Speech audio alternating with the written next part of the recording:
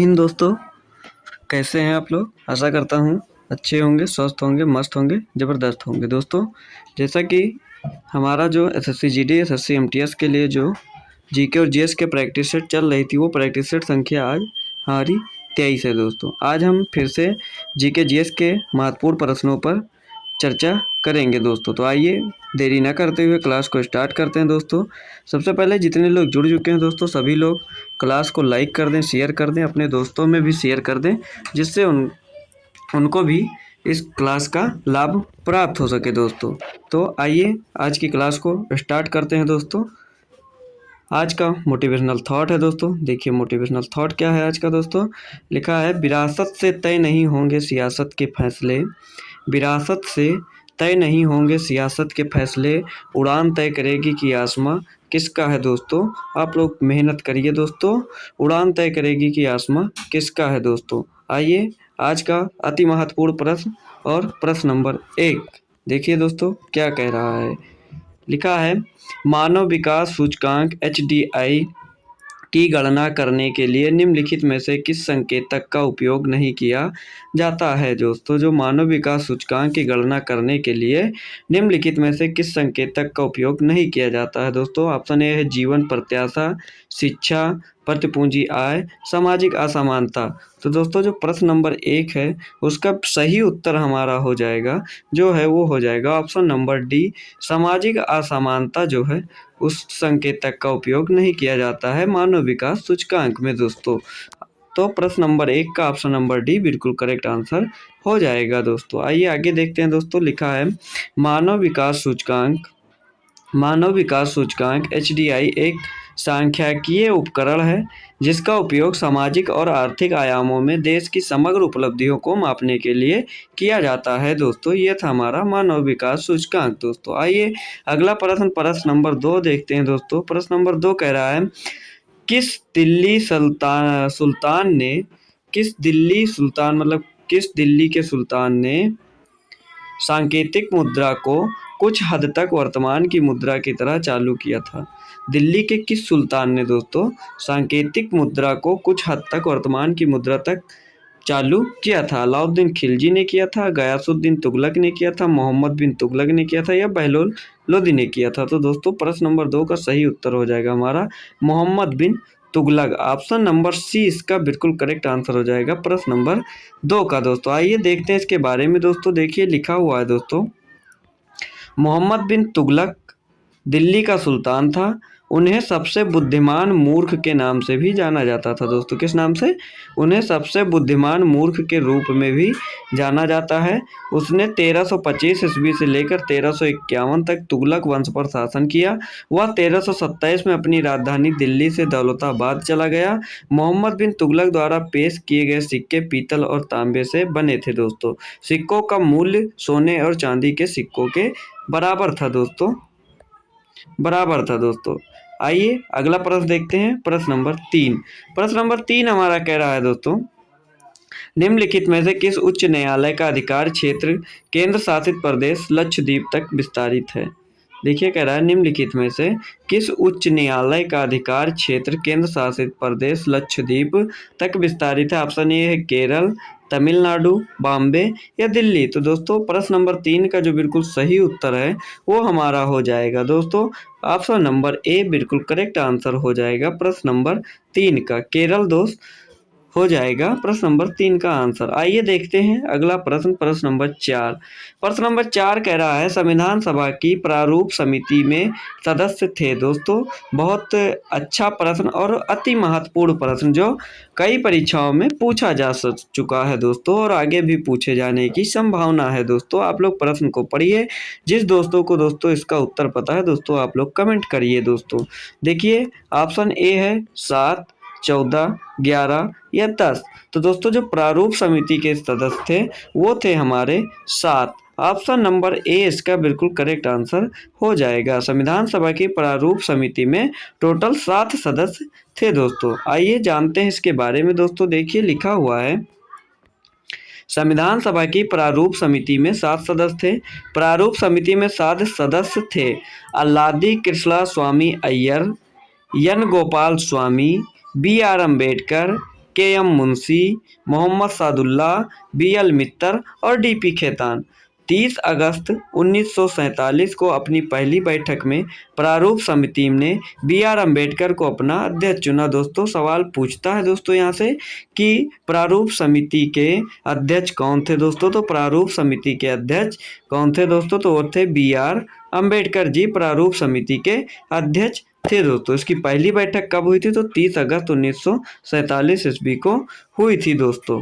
और ये नाम आप लोग भी स्क्रीनशॉट ले लीजिए या तो आप लोग याद कर लीजिए दोस्तों। कभी कभी 2-3 नाम दे देता है, 4 नाम, और पूछता है इनमें से कौन प्रारूप समिति के सदस्य थे या नहीं थे दोस्तों। तो ये आप लोग अगर याद कर लेंगे दोस्तों तो आप लोगों को प्रश्न के उत्तर बताने में दिक्कत नहीं होगी दोस्तों। आइए अगला प्रश्न देखते हैं। प्रश्न नंबर 5 कह रहा है कोरोमंडल तट किस राज्य में स्थित है। जो कोरोमंडल तट है वह किस राज्य में स्थित है दोस्तों। ऑप्शन देखिए, तमिलनाडु, केरल, उड़ीसा, गुजरात। तो जो कोरोमंडल तट है दोस्तों वो हमारा स्थित है तमिलनाडु में। ऑप्शन नंबर ए इसका बिल्कुल करेक्ट आंसर हो जाएगा। कोरोमंडल तट कहाँ पे स्थित है दोस्तों, तो कोरोमंडल तट हमारा स्थित है तमिलनाडु में दोस्तों, यह स्थित है दोस्तों। आइए जानते हैं इसके बारे में दोस्तों। देखिए क्या है, यह पूर्वी तमिलनाडु राज्य के तटीय मैदान है। यह उत्तर में उत्कल मैदान, पूरब में बंगाल की खाड़ी और दक्षिण में कावेरी डेल्टा एवं पश्चिम में पूर्वी घाट से घिरा है। यह लगभग 22,800 वर्ग किलोमीटर के क्षेत्र में फैला हुआ है कोरोमंडल दोस्तों, कोरोमंडल तट। आइए अगला प्रश्न देखते हैं। प्रश्न नंबर 6 देखिए दोस्तों यहाँ पे पूछ रहा है अल्लादी कृष्णस्वामी अय्यर भारत की संविधान सभा के अध्यक्ष थे। तो व्यापार आदेश समिति के, साख समिति, संघ शक्ति या मौलिक अधिकार उप समिति। दोस्तों तो ऑप्शन हमारे 4 हो गए दोस्तों और इसका सही उत्तर हो जाएगा जो अल्लादी कृष्णस्वामी अय्यर भारत की संविधान सभा के साख समिति के अध्यक्ष थे दोस्तों। साख समिति के अध्यक्ष थे और प्रारूप समिति के ये सदस्य थे दोस्तों। ये आप लोग याद कर लीजिएगा दोस्तों। आइए देखते हैं अगला प्रश्न, प्रश्न नंबर 7। प्रश्न नंबर 7 देखिए दोस्तों, कह रहा है निम्न में से किसकी कमी से मनुष्य में बेरी-बेरी रोग होता है दोस्तों। निम्न में से किसकी कमी से मनुष्य में बेरी-बेरी रोग होता है, तो विटामिन B1 से, विटामिन C से, विटामिन D से, विटामिन A से दोस्तों। तो इसमें जो बेरी-बेरी रोग होता है वो होता है हमारे विटामिन B1 की कमी से दोस्तों। B1 की कमी से बेरी-बेरी नामक रोग होता है मनुष्य में। ऑप्शन नंबर ए बिल्कुल करेक्ट हो जाएगा प्रश्न नंबर 7 का दोस्तों। आप लोग बताइए कमेंट में दोस्तों विटामिन सी की कमी से कौन सा रोग होता है। विटामिन सी की कमी से कौन सा रोग होता है, इसका आंसर आप लोग कमेंट में जल्दी जल्दी छापिए दोस्तों। आइए अगला प्रश्न देखते हैं, प्रश्न नंबर 8। प्रश्न नंबर 8 हमारा कह रहा है वॉकिंग विद द कॉमरेड्स पुस्तक की रचना किसने की थी दोस्तों। बहुत अच्छा प्रश्न दोस्तों। देखिए वॉकिंग विद द कॉमरेड्स पुस्तक की रचना किसने की थी दोस्तों। ऑप्शन ए है अरुंधति, विक्रम सेठ, किरण देसाई या झुम्पा लाहिरी। तो दोस्तों जो हमारा वॉकिंग विद द कॉमरेड पुस्तक थी उसकी रचना जो की थी वो की थी अरुंधति राय ने दोस्तों। प्रश्न नंबर 8 का ऑप्शन नंबर ए बिल्कुल करेक्ट आंसर हो जाएगा अरुंधति राय दोस्तों। आइए जानते हैं इसके बारे में, इस पुस्तक के बारे में दोस्तों। देखिए लिखा है वॉकिंग विद द कॉमरेड्स नक्सली माओवादी विद्रोह का प्रत्यक्षदर्शी विवरण है दोस्तों। इस पुस्तक में 2010 के दौरान छत्तीसगढ़ के ग्रामीण अंचल में स्थित जंगलों में नक्सली कम्युनिस्ट गुरिल्लाओं के साथ बिताए गए समय का वर्णन है दोस्तों। अरुंधति राय भारतीय लेखिका हैं जिनका जन्म 1961 में शिलांग में हुआ था दोस्तों। आइए अगला प्रश्न देखते हैं, प्रश्न नंबर 9 देखिए बहुत महत्वपूर्ण प्रश्न दोस्तों। देखिए लिखा है गूगल सर्च इंजन किस वर्ष लॉन्च किया गया था दोस्तों। बहुत अति महत्वपूर्ण प्रश्न दोस्तों, ध्यान से देखिएगा दोस्तों। लिखा है गूगल सर्च इंजन किस वर्ष लॉन्च किया गया था। 1998 में, 1997 में, 1996 में या 1995 में दोस्तों। तो जो गूगल सर्च इंजन था वो जो लॉन्च किया गया था वो लॉन्च किया गया था 1998 में दोस्तों, ये लॉन्च किया गया था। ऑप्शन नंबर ए इसका बिल्कुल करेक्ट आंसर हो जाएगा प्रश्न नंबर 9 का। आइए देखते हैं इसके बारे में गूगल की कहानी दोस्तों। देखिए लिखा है गूगल की कहानी 1995 में स्टैनफोर्ड यूनिवर्सिटी में लैरी पेज और सेर्गेई ब्रिन के साथ शुरू होती है। अगस्त 1998 में गूगल को आधिकारिक तौर पर लॉन्च किया गया और दुनिया भर में 70% से अधिक ऑनलाइन खोज अनुरोधों को गूगल द्वारा नियंत्रित किया जाता है। वर्तमान इसके सीईओ जो हैं वो सुंदर पिचाई हैं दोस्तों, और गूगल द्वारा विकसित ब्राउज़र एक है जिसका नाम है क्रोम दोस्तों, जो आजकल ज़्यादातर यूज होता है दोस्तों। आइए अगला प्रश्न देखते हैं। प्रश्न नंबर 10 देखिए दोस्तों, कह रहा है भारतीय चुनाव आयोग के मुख्य कर्तव्यों में से क्या एक शामिल नहीं है दोस्तों। देखिए बहुत ही महत्वपूर्ण प्रश्न दोस्तों, देखिए ध्यान से पढ़िएगा दोस्तों। लिखा है भारतीय चुनाव आयोग के मुख्य कर्तव्यों में से क्या एक शामिल नहीं है। चुनाव का नियंत्रण एवं संचालन करना, चुनाव का पर्यवेक्षण करना, प्रत्यक्ष चुनाव करना या स्थानीय चुनाव का संचालन करना। तो दोस्तों जो भारतीय चुनाव आयोग है उसके मुख्य कर्तव्यों में से ये स्थानीय चुनाव का संचालन करना शामिल नहीं है दोस्तों। प्रश्न नंबर 10 का ऑप्शन नंबर डी बिल्कुल करेक्ट हो जाएगा दोस्तों, स्थानीय चुनाव का संचालन करना दोस्तों। आइए अगला प्रश्न देखते हैं। प्रश्न नंबर 11 हमारा कह रहा है दोस्तों, देखिए क्या कह रहा है, भारत के लिए वर्ल्ड गोल्ड काउंसिल का नया सीईओ किसे नियुक्त किया गया दोस्तों। डेविड टाइट को, सोम सुंदरम पीआर को, सचिन जैन को या अभय कुमार ओझा को दोस्तों। जो भारत के वर्ल्ड गोल्ड काउंसिलिंग का नया सीईओ है दोस्तों वो नियुक्त किया गया है हमारे सचिन जैन को। किसको? सचिन जैन को वर्ल्ड गोल्ड काउंसिल का नया सीईओ घोषित किया गया है दोस्तों, Sachin Jain. Option number c बिल्कुल करेक्ट आंसर हो जाएगा प्रश्न नंबर 11 का दोस्तों। आइए प्रश्न नंबर 12 देखिए दोस्तों, लिखा है ड्यूस एक पद है जो संबंधित है। किससे संबंधित है दोस्तों? जो ड्यूस है हमारा वह एक पद है जो किससे संबंधित है। बेसबॉल से संबंधित है, क्रिकेट से संबंधित है, हॉकी से संबंधित है या लॉन टेनिस से संबंधित है दोस्तों। इसका उत्तर आप लोग बताइए दोस्तों कमेंट में दोस्तों, अगर पता है दोस्तों, नहीं पता है तो हम बता रहे हैं दोस्तों। जो ये ड्यूस एक पद है वह हमारा स्थित है लॉन टेनिस से। ऑप्शन नंबर डी इसका बिल्कुल करेक्ट आंसर हो जाएगा दोस्तों। लॉन टेनिस से ड्यूस एक पद जो है वह संबंध है दोस्तों। आइए अगला प्रश्न देखते हैं। प्रश्न नंबर 12, प्रश्न नंबर 12 सॉरी दोस्तों वो 11 था, ये है 12 दोस्तों। आइए देखते हैं प्रश्न नंबर 12 क्या कह रहा है दोस्तों। कह रहा है इसरो प्रमुख एस सोमनाथ द्वारा घोषित भारत के चंद्रयान 4 मिशन का मुख्य लक्ष्य क्या है जिसे 2028 में लॉन्च किया जाना है दोस्तों। इसरो प्रमुख एस सोमनाथ द्वारा घोषित भारत के चंद्रयान 4 जो मिशन का मुख्य लक्ष्य क्या है जिसे 2028 में लॉन्च किया जाना है।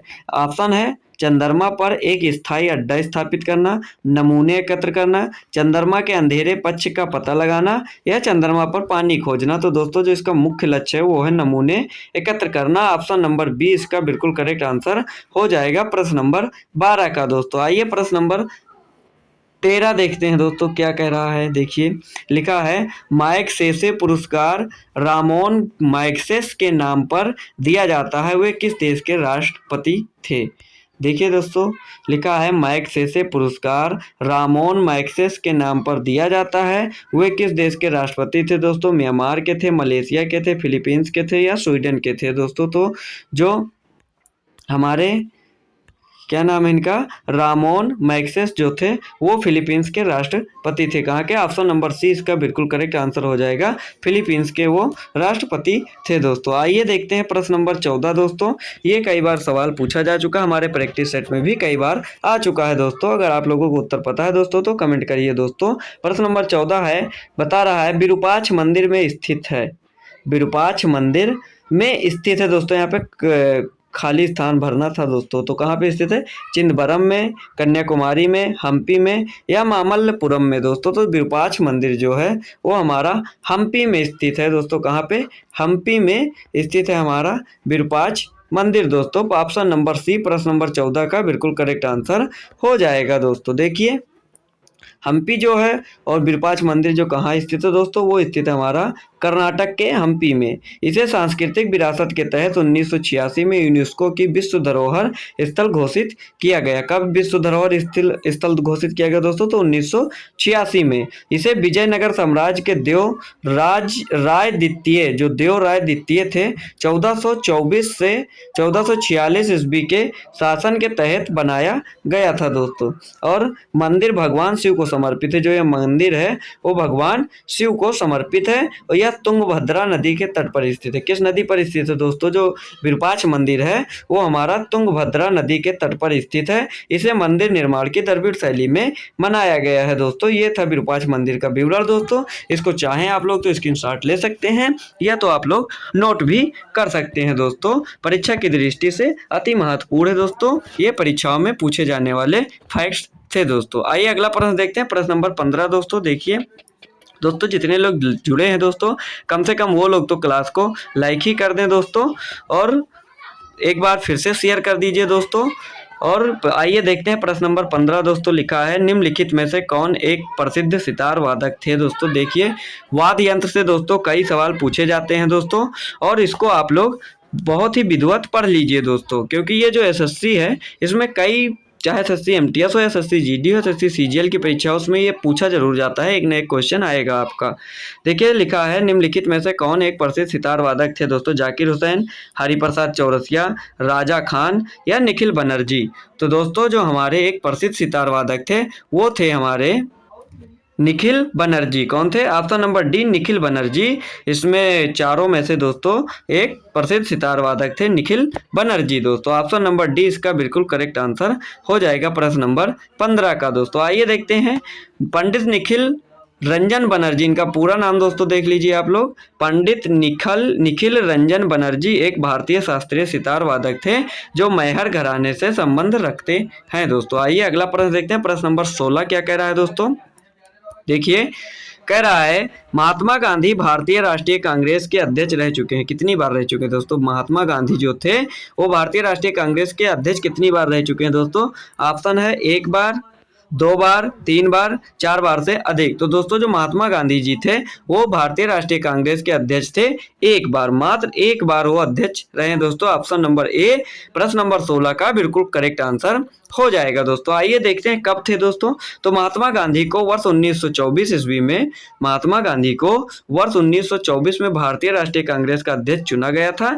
यह सत्र कर्नाटक के बेलगाम में हुआ था दोस्तों। ये प्रश्न पूछा जाता है दोस्तों, राष्ट्रीय कांग्रेस का जो अधिवेशन हुआ था बेलगाम में, उसकी अध्यक्षता किसने की थी? तो दोस्तों उसकी अध्यक्षता महात्मा गांधी जी ने की थी 1924 ईस्वी में। यह पहली और एकमात्र बार था जब वे भारतीय राष्ट्रीय कांग्रेस के अध्यक्ष बने थे दोस्तों। आइए देखते हैं अगला प्रश्न। प्रश्न नंबर 17 हमारा कह रहा है दोस्तों निम्नलिखित में से कौन सी चुंबकीय तीव्रता की एसआई इकाई है दोस्तों? एम्पियर प्रति मीटर, एम्पियर प्रति मीटर स्क्वायर, मीटर प्रति एम्पियर या मीटर प्रति एम्पियर स्क्वायर? तो दोस्तों जो चुंबकीय तीव्रता की एसआई इकाई है वो हमारी है एम्पियर प्रति मीटर दोस्तों। ऑप्शन नंबर ए इसका बिल्कुल करेक्ट आंसर हो जाएगा प्रश्न नंबर 17 का दोस्तों। आइए देखते हैं प्रश्न नंबर 18 क्या कह रहा है। कह रहा है करंट का सवाल है दोस्तों। देखिए क्या कह रहा है 2023-24 मानव विकास रिपोर्ट में 2023-24 मानव विकास रिपोर्ट में मानव विकास सूचकांक एचडीआई में कौन सा देश शीर्ष पर है दोस्तों? मानव विकास रिपोर्ट में मानव विकास सूचकांक एचडीआई में कौन सा देश शीर्ष पर है दोस्तों? नॉर्वे है, स्वीडन है, फिनलैंड है या स्विट्जरलैंड है? तो दोस्तों इसका सही उत्तर हो जाएगा स्विट्जरलैंड। ऑप्शन नंबर डी बिल्कुल करेक्ट आंसर हो जाएगा दोस्तों। इसका उत्तर ऑप्शन नंबर डी बिल्कुल करेक्ट आंसर हो जाएगा दोस्तों। आइए देखते हैं संयुक्त राष्ट्र विकास कार्यक्रम यूएनडीपी की नवीनतम रिपोर्ट के अनुसार वैश्विक मानव विकास सूचकांक एचडीआई में भारत 193 देशों में से 134वें स्थान पर है दोस्तों। इसमें आपको वैश्विक मानव विकास सूचकांक में जो भारत का स्थान पूछेगा दोस्तों तो आपका 134वें स्थान पर हो जाएगा और शीर्ष पर जो है वो हो जाएगा आपका स्विट्जरलैंड। आइए देखते हैं अगला प्रश्न। प्रश्न नंबर 19। प्रश्न नंबर 19 हमारा क्या कह रहा है दोस्तों? भारत के संविधान का अनुच्छेद समान नागरिक संहिता को परिभाषित करता है। कौन सा अनुच्छेद समान नागरिक संहिता को परिभाषित करता है दोस्तों? तो इसमें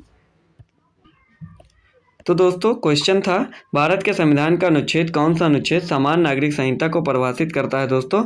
ऑप्शन है 44, 42, 22, 24। तो इसका जो सही उत्तर है वो हो जाएगा हमारा 44 दोस्तों। अनुच्छेद 44 जो है वो सामान्य नागरिक संहिता को परिभाषित करता है दोस्तों। देखिए, एक सामान्य नागरिक संहिता का एक ऐसा नियम संग्रह है जिसमें विभिन्न धर्मों के लोगों के लिए अलग अलग व्यक्तिगत कानूनों की अनुमति देने के बजाय सभी भारतीयों के लिए विवाह, तलाक, उत्तराधिकार और गोद लेने जैसे विषयों को नियंत्रित करने वाले कानून का एक सामान्य समूह शामिल है दोस्तों इसमें, अनुच्छेद 44 में दोस्तों। आइए अगला प्रश्न देखते हैं। प्रश्न नंबर 20 दोस्तों कह रहा है, भारतीय संविधान में मौलिक कर्तव्यों को डैश संविधान से लिए गए हैं दोस्तों। जो भारतीय संविधान के मौलिक कर्तव्यों को कहाँ से लिया गया है दोस्तों? ऑप्शन है फ्रांस, कनाडा, सोवियत संघ, ब्रिटेन। तो दोस्तों इसका सही उत्तर हो जाएगा हमारा सोवियत संघ। ऑप्शन नंबर सी इसका बिल्कुल करेक्ट आंसर हो जाएगा प्रश्न नंबर 20 का दोस्तों। आइए अगला प्रश्न देखते हैं। प्रश्न नंबर 21 दोस्तों क्या कह रहा है? प्रश्न नंबर 21 दोस्तों देखिए क्या कह रहा है, निम्नलिखित में से किस समिति के अध्यक्ष ने भारत के संविधान में मूल कर्तव्यों के एक नए हिस्से को शामिल करने की सिफारिश की है? निम्नलिखित में से किस समिति के अध्यक्ष ने भारत के संविधान में मूल कर्तव्यों के लिए नए हिस्से को शामिल करने की सिफारिश की है? तो ऑप्शन है DS कोठारी, स्वर्ण सिंह, BP मंडल, RS सरकारिया। तो दोस्तों वो जो समिति है वो है स्वर्ण सिंह, सरदार स्वर्ण सिंह की जो समिति है उसने सिफारिश की है। ऑप्शन नंबर बी बिल्कुल करेक्ट आंसर हो जाएगा दोस्तों। आइए प्रश्न नंबर 22 दोस्तों देखते हैं। प्रश्न नंबर 22 कह रहा है, कल्याणकारी राज्य की अवधारणा भारतीय संविधान में किस में पाई गई है? जो कल्याणकारी राज्य की अवधारणा है वो भारतीय संविधान के किस में पाई गई है? मौलिक कर्तव्य में, प्रस्तावना में, निदेशक सिद्धांत में या मौलिक अधिकार में? तो दोस्तों इसका सही उत्तर हो जाएगा निदेशक सिद्धांत। ऑप्शन नंबर सी इसका बिल्कुल करेक्ट आंसर हो जाएगा प्रश्न नंबर 22 का दोस्तों। आइए जान लेते हैं इसके बारे में दोस्तों। अगला प्रश्न देखते हैं। प्रश्न नंबर 24 दोस्तों दिखा है, प्रश्न नंबर 24 है दोस्तों। प्रश्नों की नंबरिंग में दोस्तों थोड़ा मिस्टेक हुआ है दोस्तों, टाइपिंग में गलती हुई है दोस्तों। प्रश्न नंबर 24 दोस्तों देखिए क्या कह रहा है, भारतीय नोट पर किसकी तस्वीर है दोस्तों? प्रश्न नंबर 24 जो है वो कह रहा है भारतीय नोट पर किसकी तस्वीर है? पंडित जवाहरलाल नेहरू की है, महात्मा गांधी की है, सुभाष चंद्र बोस की है, लाल बहादुर शास्त्री की है? दोस्तों जो भारतीय नोट पर तस्वीर है वो हमारे महात्मा गांधी जी की है दोस्तों। किसकी है? महात्मा गांधी जी की तस्वीर है भारतीय नोट पर दोस्तों। ऑप्शन नंबर 20 का बिल्कुल करेक्ट आंसर हो जाएगा दोस्तों। आइए जानते हैं प्रश्न नंबर 25 दोस्तों। प्रश्न नंबर 25 देखिए दोस्तों क्या कह रहा है। प्रश्न नंबर 25 हमारा कह रहा है, पश्चिम बंगाल में गिरिया का युद्ध कब लड़ा गया था? पश्चिम बंगाल में गिरिया का युद्ध कब लड़ा गया था दोस्तों? ऑप्शन है 1754 में, 1740 में, 1711 में, 1723 में। तो दोस्तों जो गिरिया का युद्ध था वह लड़ा गया था 1740 में। ऑप्शन नंबर 20 का बिल्कुल करेक्ट आंसर हो जाएगा। 1740 में गिरिया का युद्ध लड़ा गया था दोस्तों। पश्चिम बंगाल में गिरिया का युद्ध जो था दोस्तों, गिरिया का युद्ध 1740 ईस्वी में हुआ था। यह युद्ध अलीवर्दी खान और सरफराज के बीच हुआ था। गिरिया के युद्ध में बंगाल के नवाब सरफराज की हत्या अलीवर्दी खान ने कर दी थी। तो 1740 में गिरिया का युद्ध लड़ा गया था दोस्तों। ये थे हमारे आज के 25 प्रश्न दोस्तों। आप लोगों को अगर वीडियो पसंद आई हो तो दोस्तों वीडियो को लाइक करें, शेयर करें, कमेंट करें दोस्तों। और अगर आप हमारे टेलीग्राम चैनल से नहीं जुड़े हैं दोस्तों तो जुड़ जाइए दोस्तों। टेलीग्राम चैनल पर अनेक प्रकार की दोस्तों जानकारियाँ आपको उपलब्ध करा दी जाती है दोस्तों। आज के लिए इतना ही दोस्तों, मिलते हैं आपको प्रैक्टिस सेट नंबर 24 में दोस्तों। तब तक के लिए जय हिंद, जय भारत,